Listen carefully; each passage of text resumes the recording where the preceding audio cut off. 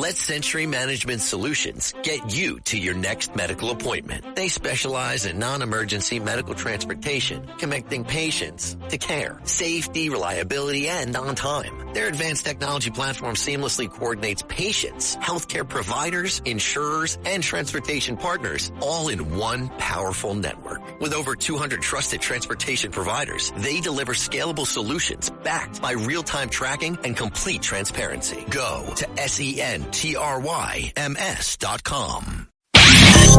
the squadron, they called him Bullets, but we call him Greg Kelly.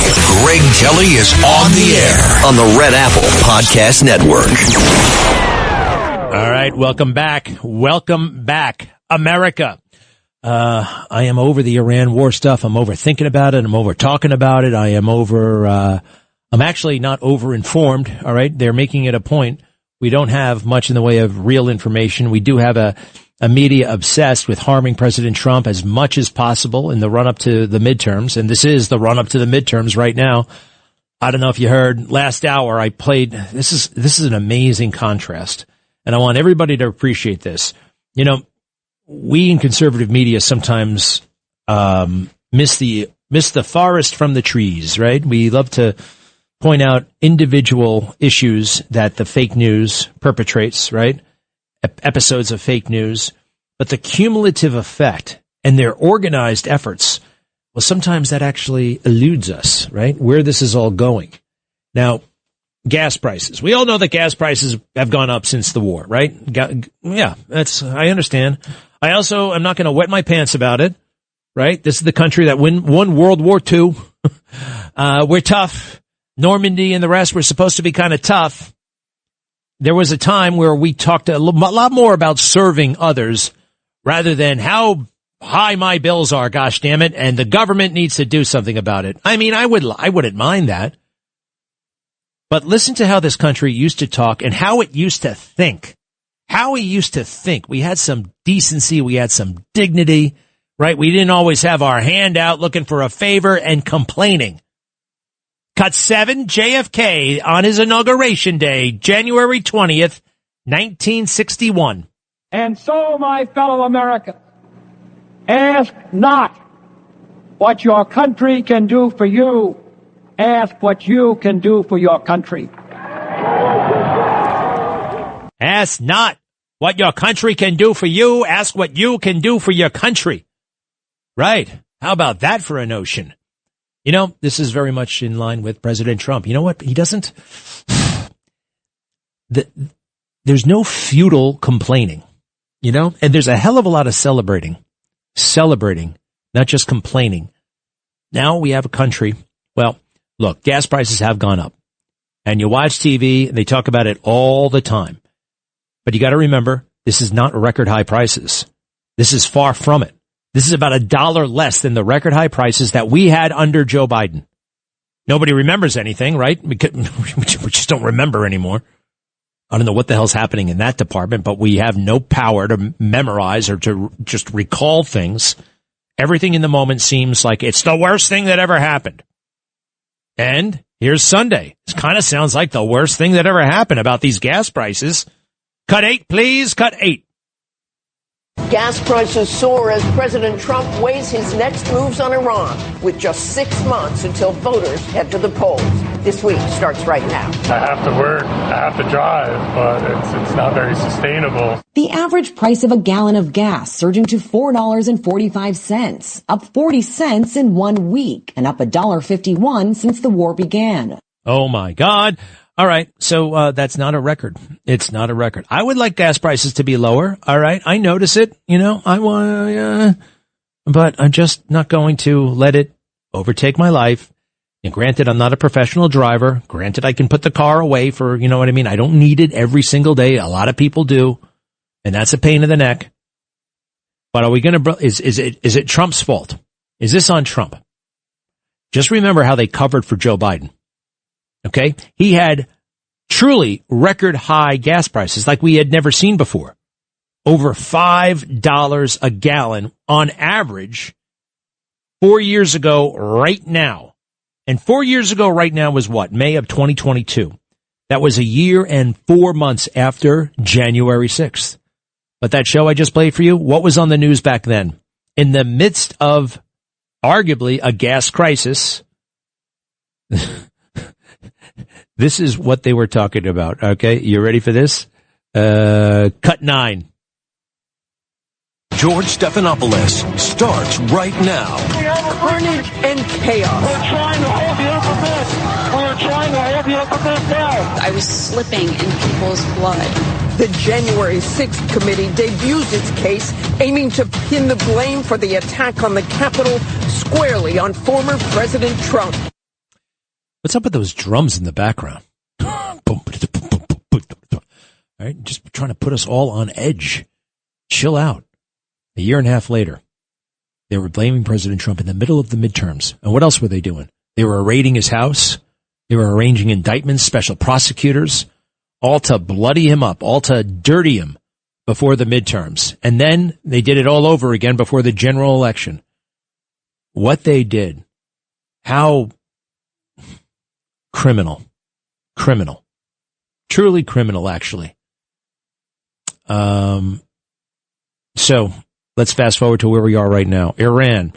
I mean, any life is too many, but we've lost 14 in this conflict. 14 in 2 months of conflict, in 2 months of war. Now, how many people do we lose in the military in any given month? You'd be surprised. You'd be surprised.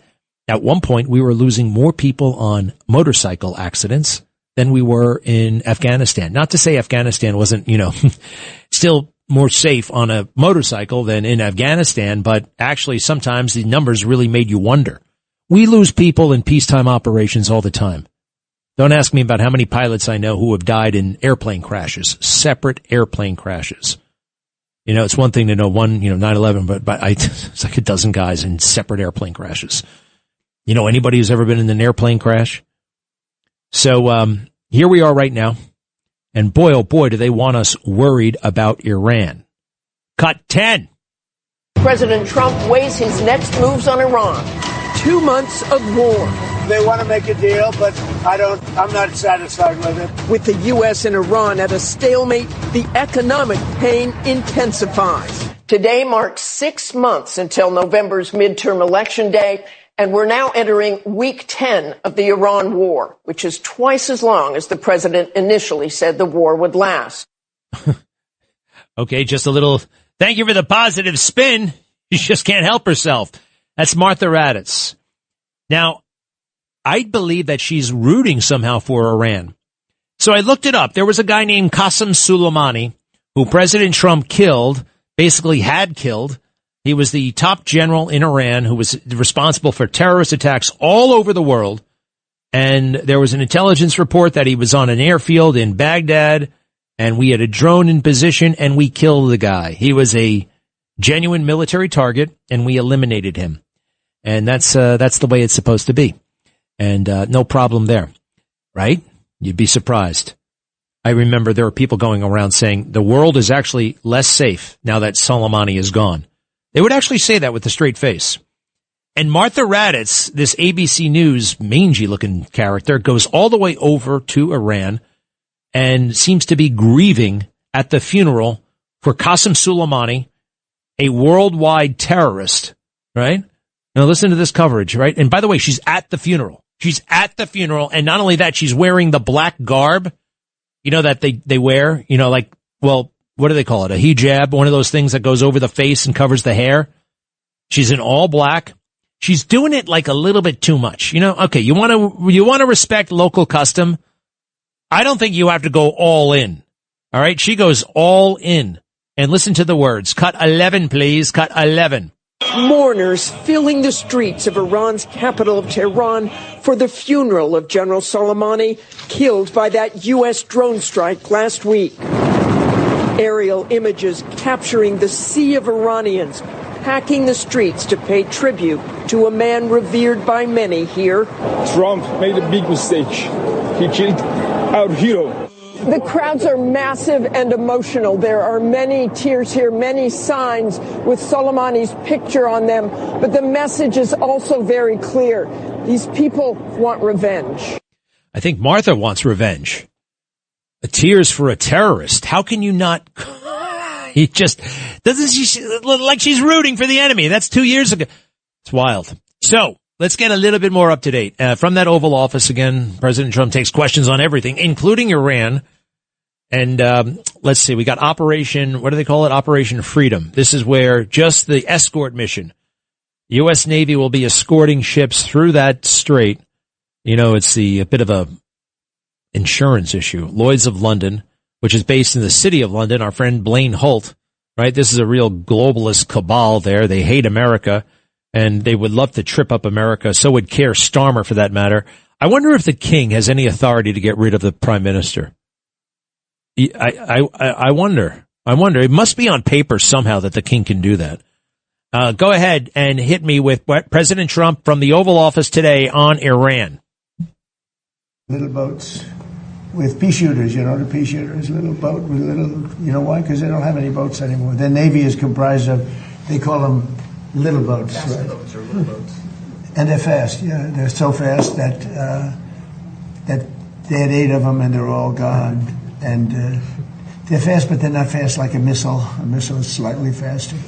They're all gone, so they're looking around for little boats to try and compete with our great Navy. We have a Navy that's unbelievable.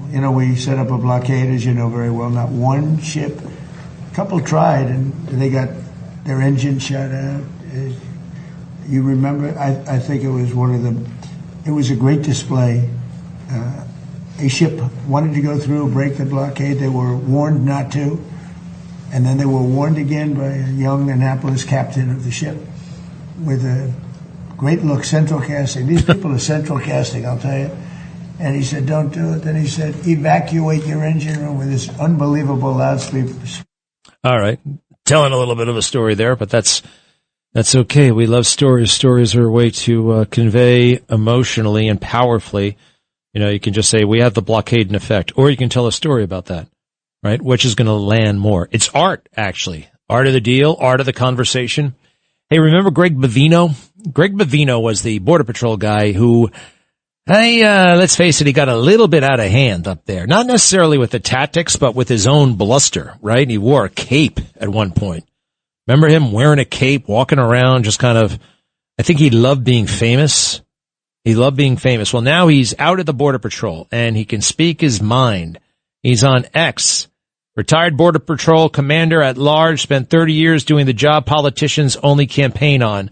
Now calling out their failures and offering real solutions. Well, good for you, Greg Bavino. We actually like that.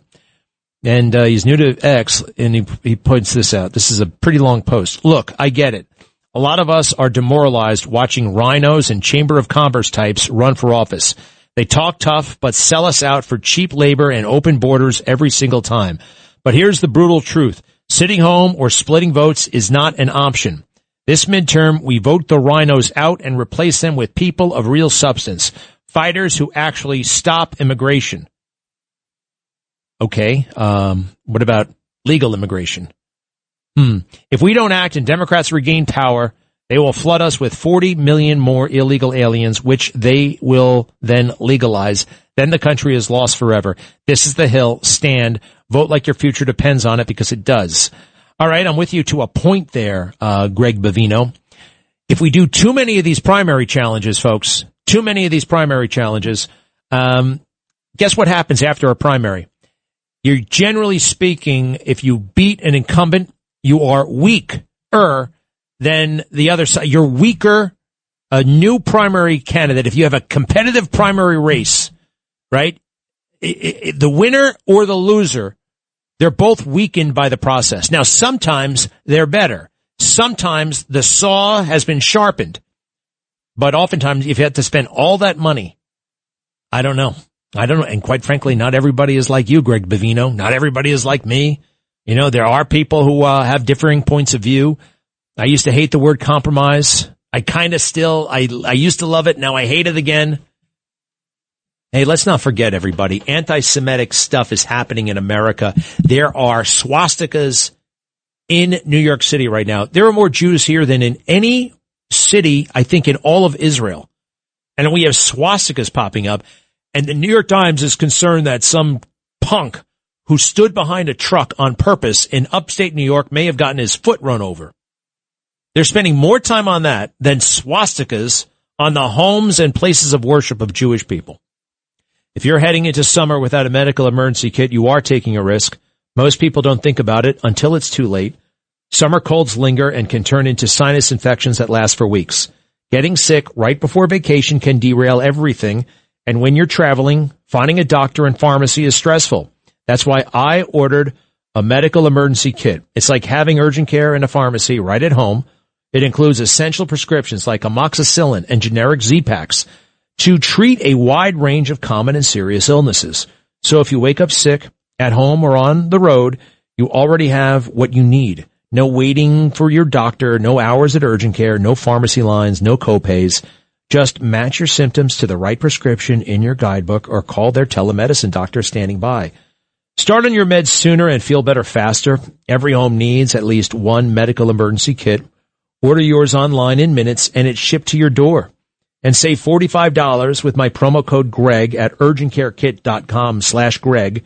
urgentcarekit.com/Greg. That's promo code Greg at urgentcarekit.com/Greg. The best people there, and we'll be right back. Greg Kelly on the Red Apple Podcast Network. 800-848-9222. 800-848-9222. Justice Neil Gorsuch is on television. He just wrote a book. See, a lot of people are trying to capitalize on this 250th anniversary thing. I've seen about 6 interviews with Bret Baier. I still have no idea what his book is about. Something America, defending him. I don't know what he's talking about, but I did find out a little bit of an insight. There's a reason why he doesn't sell that book very well. And you know what? I mean, there are things I do like about Bret Baier. Bret handles like the big moments, the debates, the important interviews. He does those very, very well. Possibly better than anyone else, actually. And he's uniquely suited for those big interviews. I could talk a lot about that. But the day-to-day stuff, I think he's pretty dull. I think he's pretty dull, and I don't think he's sitting around thinking about much. And it looks like this book, one of those books where you have everybody else write it. You know, Condoleezza Rice writes a chapter, Bill Barr writes a chapter, you know, all these swamp people write your chapters, and then you put the forward in and you edit it somehow, and you call it a book. I've seen that before. It's very, very lazy, and they're not even fun or interesting to read. And I'm getting that sense every time he's trying to sell the book. Neil Gorsuch has a book about 1776, a sitting United States Supreme Court justice. Hey, good for him, by the way. Those guys don't get enough perks. They all give up 7-figure salaries. These guys could be 8-figure salaries. They could be making $10 million a year in law firms, yet they're making about $200. Right, so they deserve extra cash where they can get it. But the big scandal as far as books go is that Gavin Newsom thing, and my mega piece on it drops tomorrow.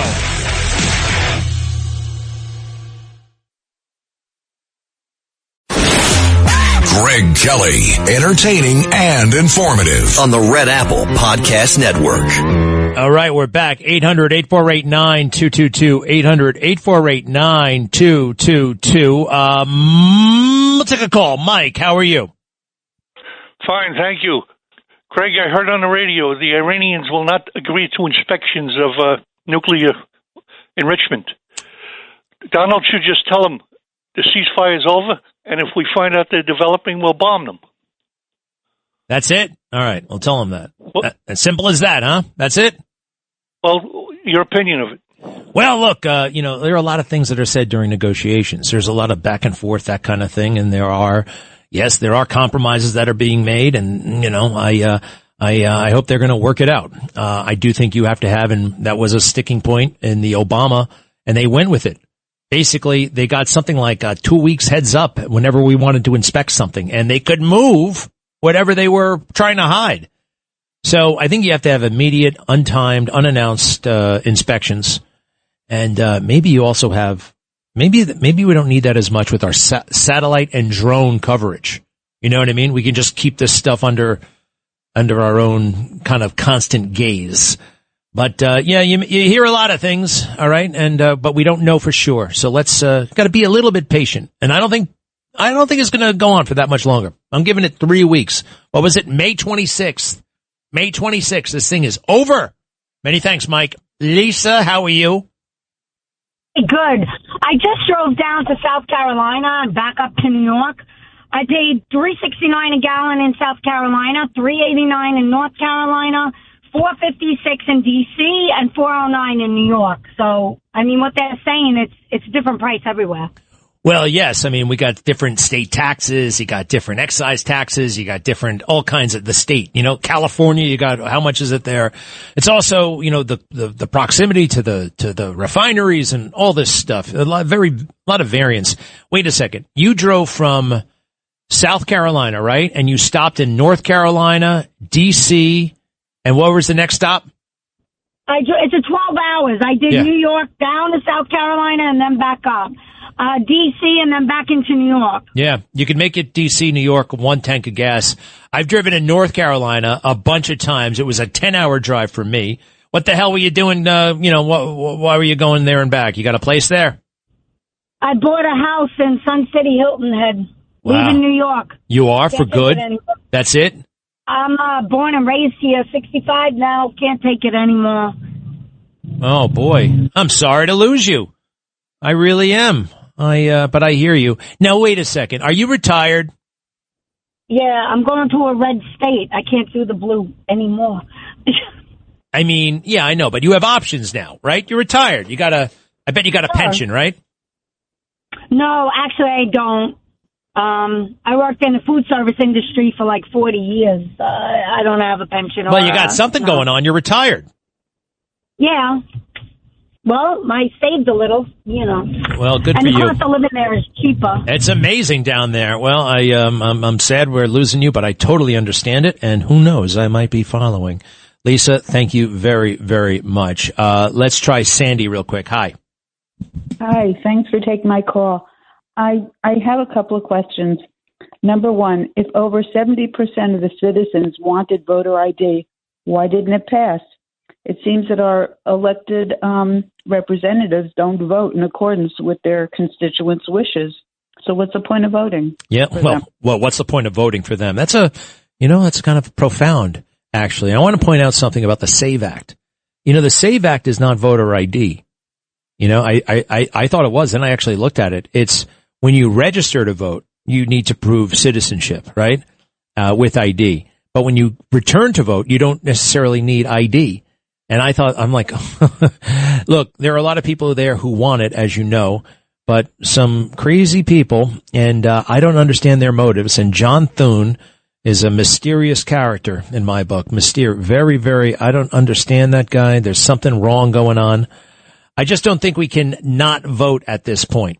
And is it 70%? Yeah, everybody's for it. And by the way, every country does it. Every country but us. It's the strangest thing in the world. I don't want to give up, though. Don't give up, Sandy. The other one's giving up, too. She's leaving. That's not giving up. What's the other question? Yeah. My other one is, if we have so much oil, why is our gas going up? Hey, jeez. You're asking me all these questions? I must say, I thought about that myself. They talk about it being a global market, right? Now, all the oil that we produce, we actually sell a fair amount of it. And so it's complicated. We sell a lot of our own oil to overseas countries, yet we buy a fair amount from overseas countries. I mean, do you know what Brent and crude is? You know these different types of oil. Are you familiar with that? Only a little bit from what I read. Yeah. So it's a little bit confusing. I talked to this guy once, Bill Butel. Remember Bill Butel? It's his son. He's an oil broker. Right. I talked to him for about 2 minutes, and actually, I talked to him for about 10 minutes. I understood about 2 minutes of it. Well, hold on a second. 1, 2, 4. So it is a little bit tricky. Do me a favor. I'm going to get you a good answer on that. Ask the final question, and then I'm going to come back to question 2. Was it? But I do want to congratulate you on your weight loss. But I do have a question about that. Ozempic seems to be this miracle drug that we're only recently having it pushed, right? Mm-hmm. It's also a lifelong commitment. if you stop taking it, everything comes back. And I don't know. Also, do we know all the side effects? Well, I know the side effect for, these are fascinating questions, by the way. The side effect for Ozempic for me was nausea and weight gain. Okay, it didn't work. It did not work. I gained 2 pounds and I felt miserable all the time. So I went off it, and then I'm like, those things don't work, or they don't work for me. And then 2 people recommended Zepbound, and I started taking Zepbound. I don't feel nauseous, and I'm losing weight. And I don't want to stay on it forever, though. I don't. And I'm a little bit nervous about having to stay on it forever. But look, what's better, being on that drug forever or being fat forever? You got to think about it that way. All right, so I called up a pretty good essay on this. All right, so the short answer is this. Because oil is priced on a global market, not a national one, even if the U.S. produces a lot, Americans still pay roughly the world price. Now, why is that? Oil is considered a global commodity. Crude oil is traded worldwide. If oil is $80 a barrel globally, U.S. producers will sell near that price. They won't sell cheaper domestically when they can export at a higher price. So even American oil gets priced like world oil. Also, the U.S. imports and exports. The U.S. produces a lot, but not always the right type. We export lighter crude and import heavier crude that some refineries are designed for. So we're deeply tied into the global flows. We're not isolated from it. Also, gas prices does not equal just oil. What you pay for at the pump includes crude oil, refining costs, transportation and distribution, taxes, federal and state. Even if oil were cheaper, these other things add up. Refining bottlenecks, they matter. U.S. has not built many new refineries in decades. This guy's so smart. When refining capacity is right, gasoline prices rise, even if crude supply is decent. And summer blends, summer gas also increases cost. I didn't even know about that one. There are OPEC decisions. There are wars like we're going through right now. The blunt truth is this. America produces lots of oil, but we are part of a global system, not insulated from it. If U.S. oil were forced to stay cheap domestically, companies would stop drilling, supply would fall, and prices would spike anyway. All right, Sandy, I think that's a pretty thorough review, and I buy it. I buy it totally. I hope everything is well. You sound, you're not glum, are you? Am I glum? Yeah. No. All right. Well, no. Keep it up. Keep it up. Nice to talk to you, Sandy. All the best. The other thing, real quick, this maniac in Maine, I think the midterms are going to shock the world. All right. Now, I talked to the political people, and it looks like there's no danger of the Democrats taking over the Senate, in part because they keep nominating maniacs for the U.S. Senate.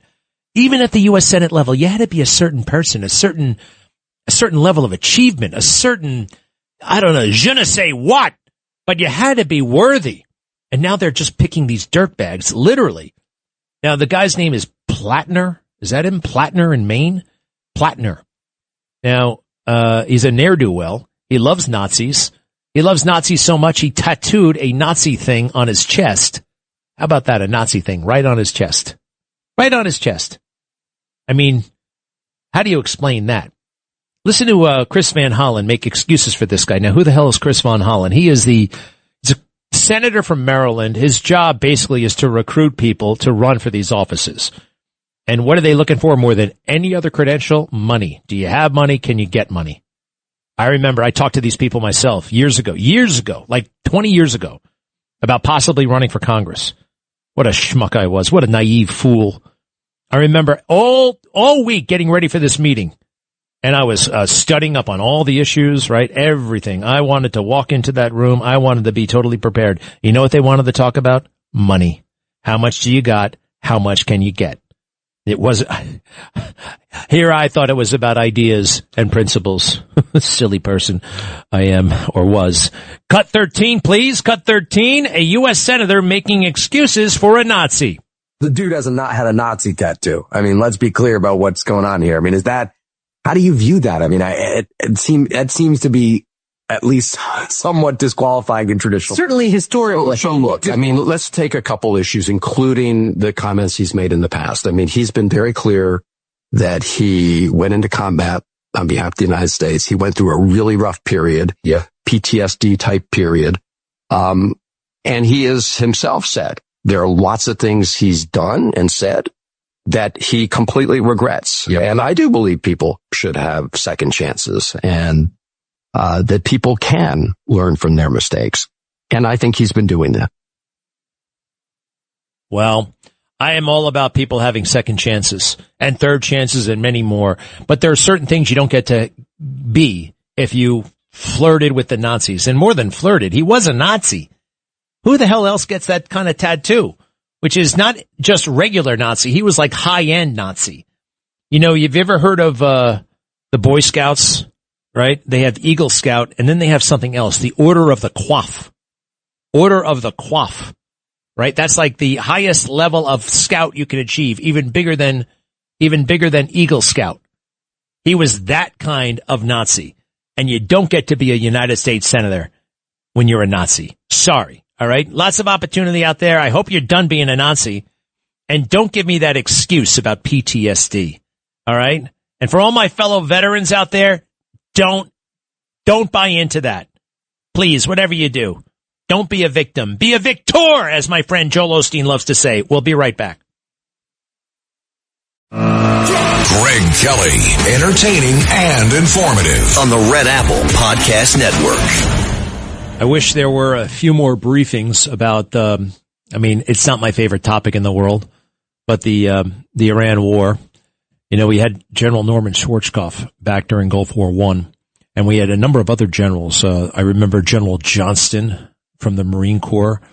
There was a guy named Butch Neal, also from the Marine Corps, who did a lot of briefings. There was a General Kelly who did briefings from the Pentagon. There were a lot of guys, and they took a lot of questions, and they didn't just kind of pop up every 10 days or so, take people by surprise, because these things aren't really, not a lot of heads up is given, and take some questions and then leave. Or like the CENTCOM commander now, a guy named, what the hell is his name again? Brad Cooper. We've heard about 2 minutes of this guy speak about this war, and that's just not adequate. And you know, I hear the administration, and I understand they bitch and moan about the coverage of the war, and they're not wrong, but they haven't provided too much in place of it, right? And to be honest, I think it's a little bit too much Hegseth. Hegseth is what he is. We know that he's not over there, right? So, I mean, I do listen when he does talk, and every now and then it's interesting, and I need his perspective. He is the Secretary of War, right? It's war. So, let's hear him, okay, shall we? This is this morning, and they get these things together. I just wish there were more information, because if we had more information and more access, I think the coverage would actually be better. All right? I mean, it's like, we learned a lesson about embedded reporters, that embedded reporters generally means better coverage, because the American military is awesome and they do an awesome job. But when you don't have that kind of coverage, well, people are left to speculate, to wonder, to fill in blanks for themselves. All right, so here is the early morning briefing. Go ahead, hit it. Last 24 hours or so, Iran's fired at us. We fired at Iran. I'm just going to ask you more directly, is the ceasefire over? No, the ceasefire is not over. Ultimately, this is a separate and distinct project, and we expected there would be some churn at the beginning, which happened. And we said we would defend aggressively, and we absolutely have. Iran knows that, and ultimately, the president's going to make a decision whether anything were to escalate into a violation of a ceasefire. But certainly, we would urge Iran to be prudent in the actions that they take to keep that underneath this threshold. This is about the straits. This is about freedom of navigation. This is about international waterways. This is about free flow of commerce, all the things that happened before, and only Iran is contesting. So right now the ceasefire certainly holds, but we're going to be watching very, very closely. Last 24 hours or so. All right, I appreciate that. There is this kind of perspective that the moment somebody fires a gun, the ceasefire must be over. No, actually, in all ceasefires, you have from time to time little skirmishes.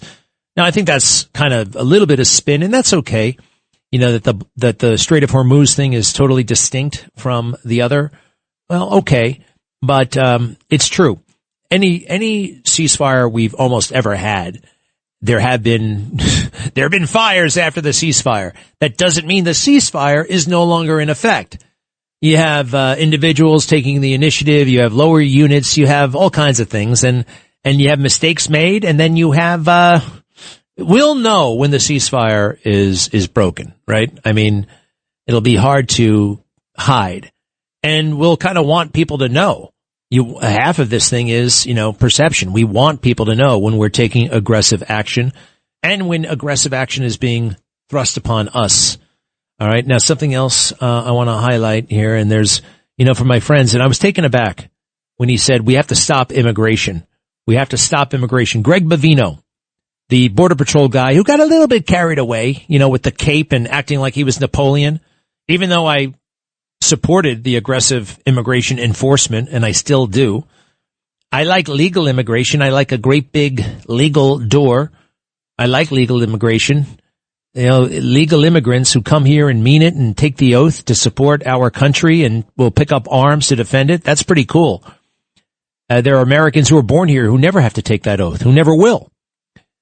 But there's been something going on that with the Muslim influx, all right, that I think bears scrutiny. This is Congressman Chip Roy talking to the great Benny Johnson. If you don't mind, Carlos, hit it. We've got other issues like that and other policies where we're going to have to step up as Texas and say, look, we're not going to continue to use Texas taxpayer funds to prop up people who are coming here and using welfare in the state of Texas. But we got to have a little bit of a come to Jesus within our own communities in Texas. A lot of the sort of, I'm going to call them Chamber of Commerce Republicans that are always out there saying, well, we got to import all these people. We need to make sure we're protecting American workers, make sure they have the shot at jobs, stop importing people here who don't share our values. We've imported 5.5 million people in the United States from majority Muslim countries since 9/11. That's a suicide pact. That's just stupid. No sovereign nation that wants to protect itself would do that. Texas needs to lead on that fight, not jump in bed and say, yeah, please send more people here because some people in corporate boardrooms decide they want something for the bottom dollar. Same thing with data centers. Same thing with everything else. One of the big fights we have is against the corporate boardroom. It's not just immigration. There are people here who don't give a crap about protecting our communities and our way of life and our Judeo-Christian values and our Christian values in the state of Texas. They just want to figure out what they can do to, maximize profit in the corporate boardroom. Hey, spot on. And look, legal immigration to a point. I'm also in agreement with him. And this is where the corporate get very uncomfortable. Like it sounds like it could be bad. It sounds potentially like somebody could point a finger at you and say you're Islamophobic. Well, no, but you see, these people often don't have those Judeo-Christian values, right? So they're not particularly interested in defending them.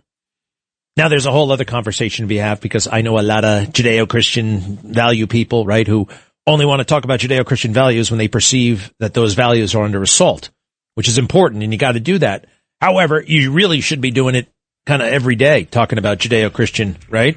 Because, the benefits of living that life are enormous, and you want to share it with people. And it's not enough. In fact, I think we'd have to do a lot less defending of the faith if we did more practicing and sharing of the faith. You know what I mean? Anyway, Chip Roy, I like it. We can't have that Muslim city built in Texas where Sharia law would reign. Thanks for listening to The Greg Kelly Show. You can hear The Greg Kelly Show weekdays at 12:15 on 77 WABC. If you like the podcast, share it with your friends and listen anytime at WABCRadio.com and download the WABC Radio app. Hit that subscribe button on all major podcast platforms. Plus, follow WABC on social on Instagram, TikTok, Facebook, and X. See you next time for a new episode so you never have to wonder. What the heck is going on here? The Marine Toys for Tots foster care program is bringing hope to children who need it most. Every 2 minutes, a child enters foster care, often with only a small bag of belongings. More than 400,000 children face trauma and uncertainty, many before age 8. This May, during Foster Care Awareness Month, Toys for Tots is creating Room for Joy. In 2025, nearly 375,000 children received comfort through toys, books, and essentials, reminding them they are not alone. Donate now and change a child's life.